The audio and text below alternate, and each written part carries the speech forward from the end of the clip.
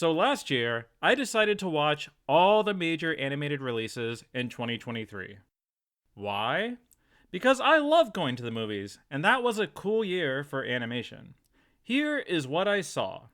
2 films made by Disney, 2 from Illumination, 2 from DreamWorks, 2 Nickelodeon films, 1 from Sony Pictures, 2 films from Japan, 1 from France, and then I rounded things out with 3 Netflixes. There were a couple anime releases I missed out on, and Robot Dreams didn't really come out yet, so obviously I didn't see everything, but it's a good cross-section of what came to the US last year. Now let's see where they stack up. Here are my top 15 animated films from 2023.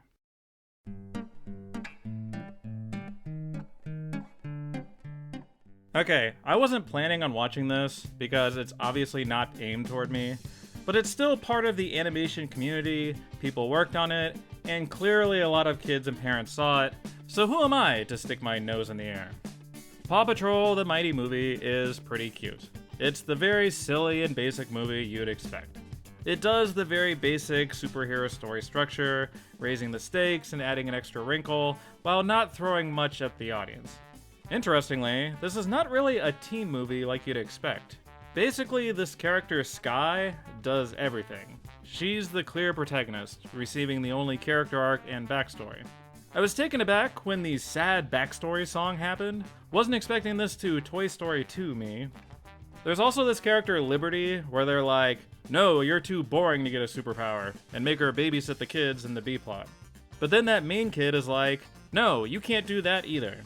So Liberty is kind of fun because of how much the movie hates her. The others aren't actually characters, they're around for action scenes or comic relief. Even still, this film isn't great about creating scenarios that require teamwork.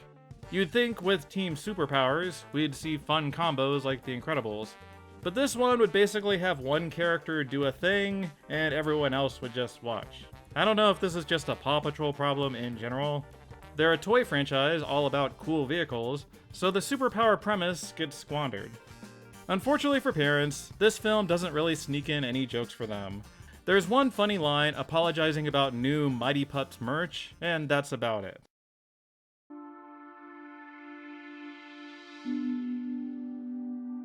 I went into Ruby Gillman Teenage Kraken rooting for it, hoping that it was a hidden gem that got unfairly ignored. But this film didn't really do it for me. In some respects, it's like a less successful Turning Red, where we have this mother and daughter who can transform into a big creature and have to deal with the ramifications. To its credit, Ruby Gillman has a more confrontational spin on the formula, meeting this mermaid character and trying to unite former enemies. There's definitely some intrigue here. It's not just a land life versus sea life conflict. There's an extra level of trust involved.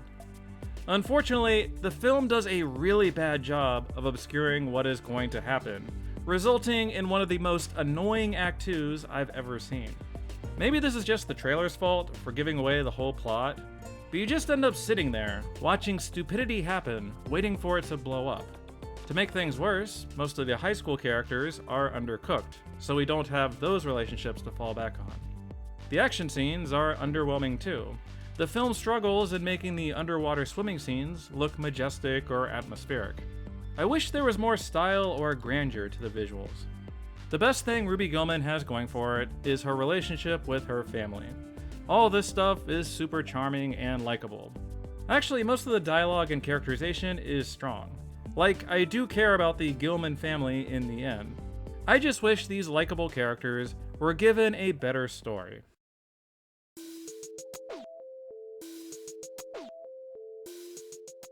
This movie is so frustrating, because Wish had a lot of great things going for it. I like its core concept with the wishes. It evokes something ethereal and magical that you can build a story around. I dig its visual style. I know not everybody loved it, but I thought it sparkled on the big screen. When I watched Wish, I did feel some of that Disney magic shine through that made me feel like a kid again. But the execution just isn't there. Like, there's some decent songs, but are often too shrill or syncopated to become true earworms. And instead of doing a real examination of the premise, this tragic kingdom full of unfulfilled potential, It's just a battle between Evil Wizard King versus Asha and the Magic Star Guy. Let's run around the forest and do the Sword in the Stone stuff. Oh, and since this is the 100th anniversary, let's fill it with as many references as possible. Normally, these little nods don't bother me. However, when we're puttering around with Asha's 7 dwarves for half the movie, it's gonna become a problem. And most damningly, they don't even do a good enough job making us care about Asha's grandfather's wish. This guy is basically Belle's dad, who the audience has to care about to hook us into the protagonist's journey, but this film is too all over the place. Also, I really hate that DreamWorks goat. Please delete him from the movie. I know I sound way more negative about this than the last 2 entries, but I'm just frustrated because I can see a great movie somewhere in here, but it just didn't come together. Much like the kingdom itself, Wish remains a story of unfulfilled potential.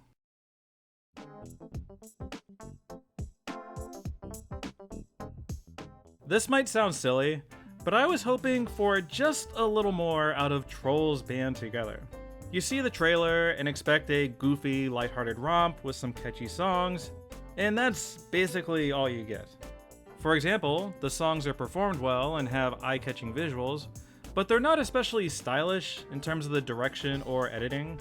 Like, the best musical sequence is easily this one from the trailer, with the way Poppy cuts in and they mix in these elements. Or there's this super stylish sequence when they hit the hustle button. I wish there was more of that in its presentation. After Spider-Verse and The Last Wish, I find myself wanting more. I will say, the villain song at the climax is an amazing choice. A+. The characters themselves are all super fun, of course. Plenty of amusing boy band jokes, funny one-liners from this guy. I really love Bruce and his wife. Clearly here's where I think the movie peaked. Was hoping for more out of Branch's relationship with his brothers, maybe a stronger arc with John Dory. They want us to care, but don't feel like exploring their conflict in any detail. They also don't seem to know what to do with Poppy, other than playing support, so they just threw a new side character at her too. Story-wise, my favorite aspect was the villains, who were both hysterical and tied the film's themes together. I admit, I've never seen the other 2 Trolls movies, and I probably still won't seek them out. Trolls Band Together is a fun film, but it's essentially cotton candy.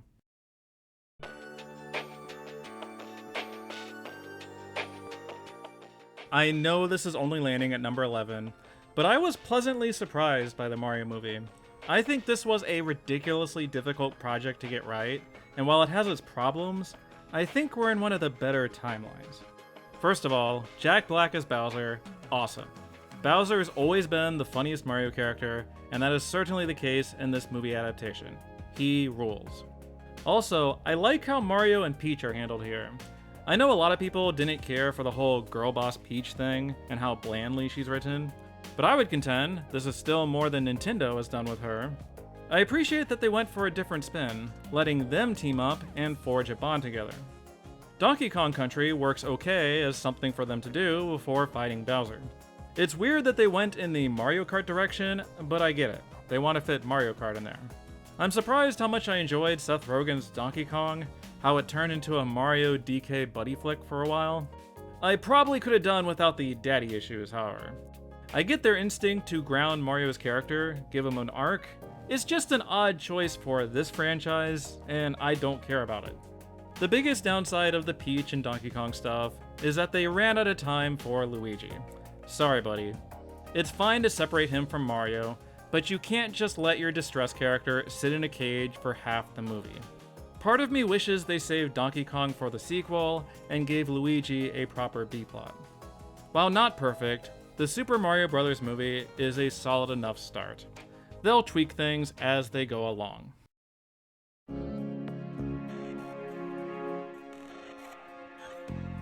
This movie is so dang charming. I never saw the first Ernest and Celestine, but I was drawn to the sequel. Its art style is so vibrant and appealing. It's like a storybook brought to life. I am totally taken back to my childhood of watching colorful 2D animation. In a lot of ways, this is like Baby's first fascism movie, in that it explores the nature of a police state, the land of gibberishia that doesn't allow anyone to play music. We hear rumblings of the musical underground and the mysterious Mi-Fa-So, who taunts the authorities. The world building in general is fantastic. I just want to hang out with these two as they explore the nooks and crannies of this place. On the other hand, despite the police state, this film isn't as interested in the societal or institutional aspects of how this happens. It would rather hinge the conflict on a character relationship. This might be disappointing to those wanting deeper or more nuanced satire. Stylistically, they opted to keep things light and approachable. To its credit, the character writing is strong. I do feel for Ernest, his passion for music, and his struggle with what is expected of him. The film says something about the sacrifices of immigration, having to leave your homeland behind. And Celestine perfectly balances the duo, bringing cheerful and thoughtful support from an outsider perspective. I wouldn't say any of the character arcs are especially novel or groundbreaking, but they're all pleasant and likable. If you want a light and whimsical adventure that isn't too challenging, this film is a delightful day trip.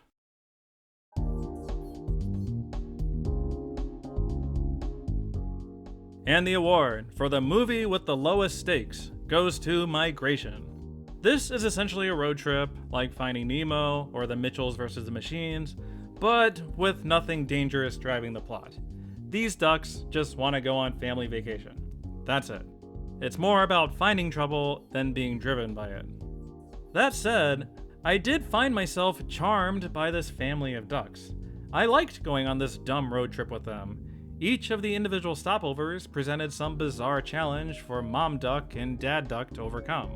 Look at these sketchy herons, look at this horrifying kitchen, now we're in some kind of cult. I love how all the humans are characterized in this, as these silent, animalistic creatures that the ducks don't understand. The villain of the film is kinda whatever, but that stylistic touch makes him infinitely more interesting to watch. I'm definitely biased on this one because ducks are one of my favorite animals, especially in animation. They're just inherently funny. They're so expressive, always delivering over-the-top reactions to whatever is happening. Plus, they're great dancers. This was directed by Benjamin Renner, of Ernest and Celestine fame, and it was a good call. In terms of visual direction, it felt much more dynamic than Illumination's typical work. So yeah, I enjoyed the Funny Duck movie. It's full of amusing banter, silly situations, and just the right amount of chump.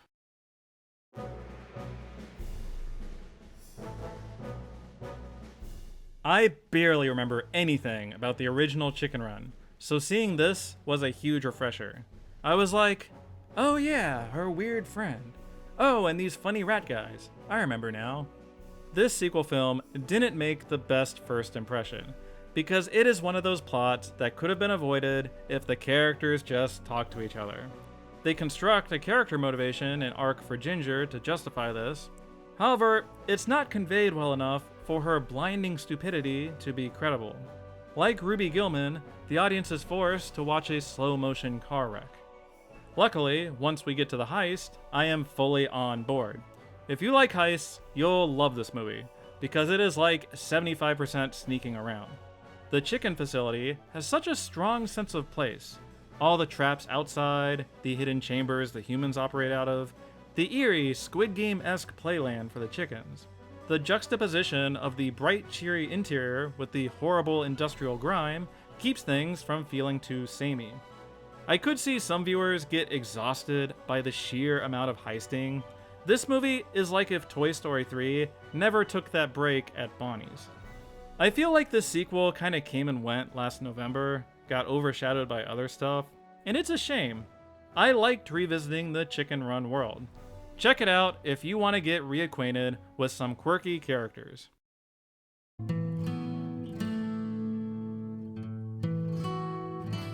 Wait a minute. Leo was actually good? What is going on here, Netflix? You made an animated movie where Adam Sandler does old man voice, and it ended up being the most heartwarming thing ever. This was easily my biggest surprise of the year. I also wasn't expecting a musical. That opening song is a little rough, but thankfully things improve as we go along. What I like most about this film is its cast of characters and its small sense of scale. Leo gets to know each kid in the class individually. We get these bite-sized character growth arcs. Maybe you relate to the super talkative kid. Maybe the overbearing parents kid. Maybe the depressed rich kid. None of these stories have much depth, but it paints a picture of a full class of students. These varying personalities stuck together for an entire school year. It does a superb job of making me remember what elementary school was like, all the little anxieties and pressures we felt at that age. It does go off the rails a little in Act 3. I mean, I guess we can't just sit around and watch Adam Sandler play therapist the whole runtime. The central crux of the film, Leo's old age, is pretty flimsy. The film seems to be aware of it as well, but it's worth it for the journey that it takes Leo on. Also, Bill Burr plays a turtle named Squirtle, and he's hilarious. If Adam Sandler and Bill Burr want to enter their grumpy old men era of their careers, I'm here for it.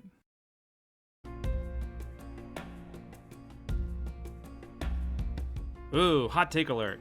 I know a lot of folks love Nimona, but I'm landing in the great, not amazing camp. This is the part where I run. Alright, here's my big thing with it. I find the protagonist so incredibly boring. I'm sorry to everyone who loves this guy. His backstory is quickly exposition dumped, and we get one key scene showing their relationship, but it's not enough to grab me. It's cool that an animated film finally has a same-sex relationship in it. It's about time, honestly. However, they have so little screen time together, I don't care about them. Maybe this movie could have used the relationship flashback, I don't know. Nimona is an extremely plot-driven film, especially in its first half.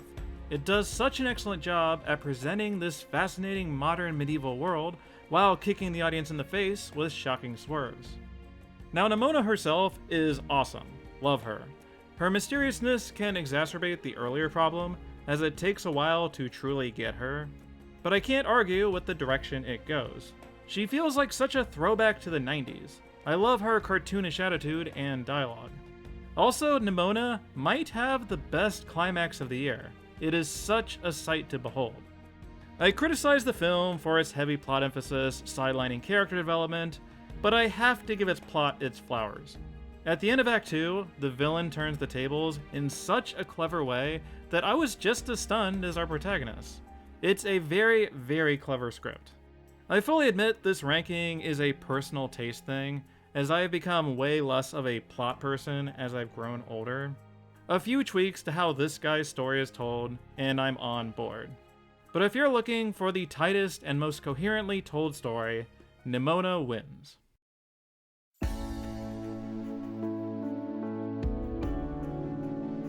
This has been out for a year, so I'm going to spoil some of the premise of this movie. Fair warning. Suzume is a film in which the love interest is turned into a chair, and then our protagonist bonds with the talking chair. And the three-legged chair has exciting action sequences. This premise is the best thing ever. It's portrayed as so silly and so earnest, how can you not love it? Now, to be clear, the romance is fairly understated. It's really more of a one-sided crush. The chair stuff adds a quirky wrinkle, but this is fundamentally a story about a national trauma, an apocalyptic danger that forces our protagonist to confront her past. Oh, and did I mention this is a road trip movie?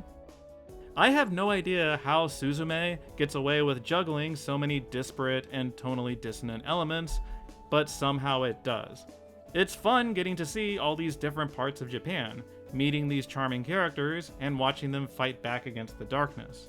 Suzume herself hits a perfect balance of spunky determination and emotional vulnerability. You do find yourself really rooting for her.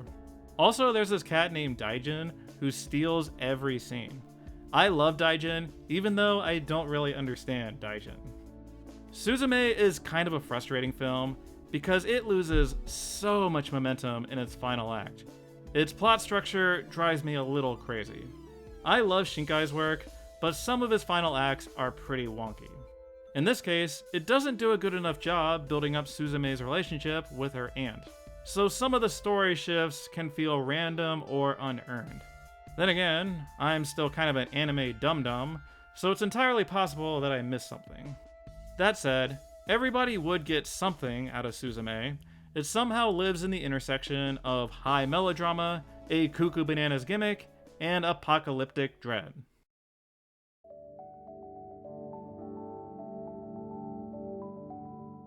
I don't know why people were so mean to this movie last summer. I mean, this is at number 4, so it's not like an all-time Pixar grade, but Elemental was still really darn good, guys. I absolutely adore the story of Ember and her parents. This tale of a family moving to a new, unfamiliar world and trying to make it. How Ember feels the weight of her parents' expectations so intensely. How they sacrificed so much for her and she wants to fulfill their dreams. Obviously, this isn't the first Pixar film about this, but I like the execution of Elemental's version more, because we're in at the ground level. I'm already invested in the parents' journey and the community they've built. The romance was a slower burn for me, but mostly succeeds because of Wade's characterization. Like with most rom-coms, I initially felt skeptical of the love interest. As a guy, I look at Wade and I'm like, dude, why are you so soft? It's so annoying. But this guy is so cartoonishly open and vulnerable with Ember emotionally that halfway through, I'm like, damn, boyfriend goals. Maybe I need to be more like Water Guy. I feel like romance can be difficult to convey in animation, but I definitely feel the spark in this one. There's something uniquely tactile about it. Wade walks a nice line of being empathetic while still an outsider that doesn't fully grasp Ember's struggles. So I love the immigration story and I love the romance. Why is this only number 4? Well, I don't care about the nuts and bolts of the plot. You know, all the water pipes and the city administration stuff. It's extremely dull. I have to knock it down for this. Don't watch Elemental for its plot.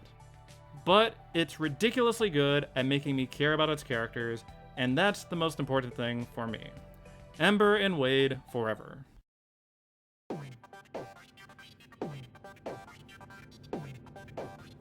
I love this movie. It's so damn good. I am like the biggest cheerleader for this thing. So let's get this out of the way. Mutant Mayhem is full of pop culture references. Just jam-packed with them. The references might be a turnoff for some, but I think it works really well.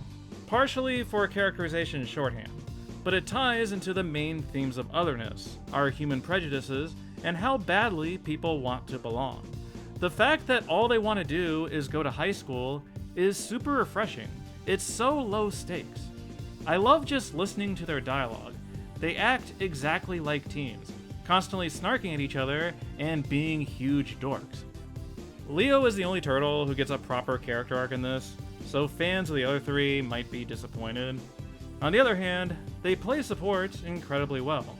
Donnie is the most useful skills-wise, Mikey's friendship with Mondo is super endearing, and Raph is frickin' hilarious.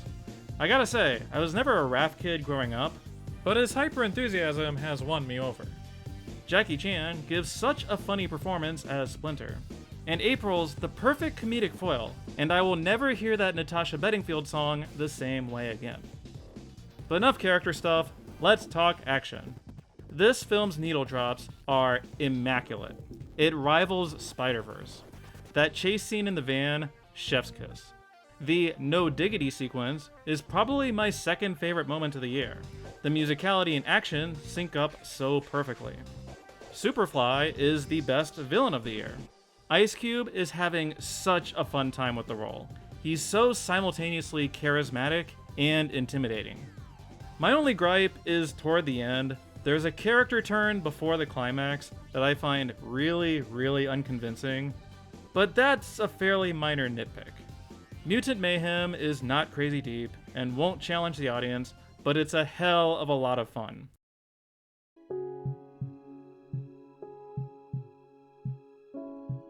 Spider-Man Across the Spider-Verse is such a breathtaking film, I have started questioning whether it is too breathtaking.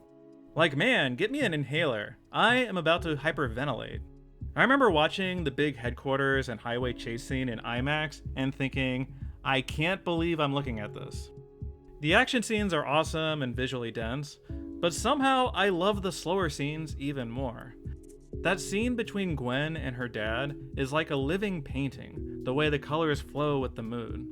I was gonna ask, why can't all films look like this? But I don't want to validate Lord and Miller's production process. Anyway, speaking of Gwen, I love how her story works in parallel to Miles. how they complement each other thematically, but are in different stages of progression. Miles' storyline with Miguel and the Spider Society is extremely meta and theoretical, discussing the nature of superhero origin stories, canon events, and the greater universe. It's almost structured like a time travel movie or a Minority Report with how fatalistic it is. I also like how they wrap into it an even larger meta-narrative around Miles himself. All this toxic bullshit discourse of whether Miles is a real Spider-Man.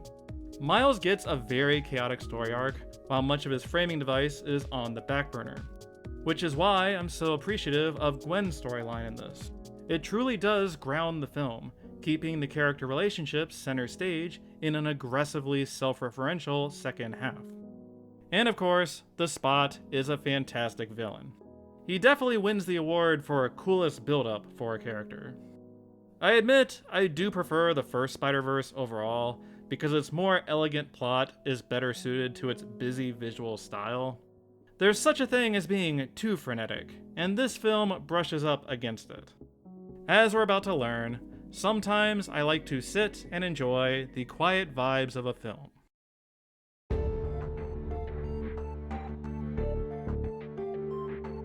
So I debated this top spot for an embarrassing amount of time. I think TMNT is the film I will watch the most number of times, and Spider-Verse is the most consistently high quality, but The Boy and the Heron is what I found myself thinking about the most afterward. I even went and saw it a second time in the theaters, which is incredibly rare for me. My favorite thing about it is the way it builds. After the preamble, it starts out so slowly. Just watching Mahito settle into his life and take in his new surroundings, while Joe Hisashi's gentle piano score plucks away in the background. Mahito is an exceptionally stoic protagonist, so you might find it difficult to connect with him at first. But then, as the heron begins taunting him, and Mahito pursues it, the intrigue builds and builds. Pacing-wise, they have a good feel for when to throw in a surreal fantasy sequence and when to back off, all leading to this amazing midpoint where the film completely transforms.